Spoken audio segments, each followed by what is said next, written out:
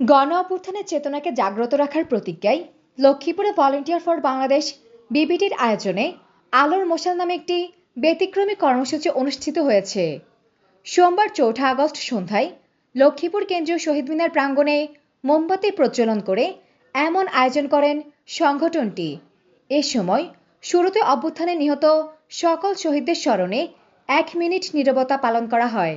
অনুষ্ঠানে volunteer for Bangladesh বিবিটির Lakshmipur জেলা সভাপতি ফয়েজ পাটোয়ারি, সাধারণ সম্পাদক আরফানুজ্জামান অমি, ভাইস প্রেসিডেন্ট শিউলি আক্তার, অ্যালুমনাই সদস্য কে এম সামিদুল ইসলাম, আলমগীর হোসেন সহ বোর্ড মেম্বার ও অন্যান্য সদস্যবৃন্দ উপস্থিত ছিলেন। সংগঠনের পক্ষ থেকে জানানো হয়, লক্ষ্মীপুরের শহীদ এবং আহতদের স্মরণে আমাদের এমন আয়োজন আমরা আগামীতে একটি সুন্দর বৈষম্যহীন বাংলাদেশ গড়ার প্রত্যয় নিয়ে কাজ করছি। আজকে হচ্ছে ৩৫শে জুলাই, যেটা আমাদের এমন দিনে লক্ষ্মীপুরে প্রায় ৪ জন শহীদ এবং ৩ শতাধিকের অধিক আহত হয়েছে।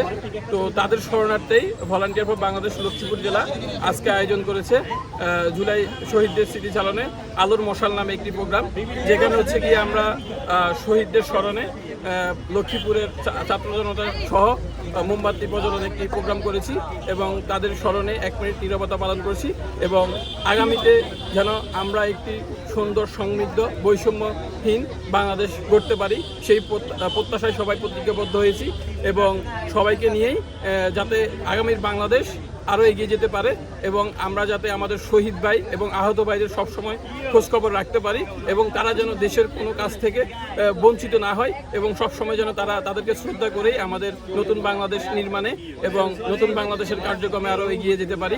তো সবাই দোয়া করবেন। আসসালামু আলাইকুম।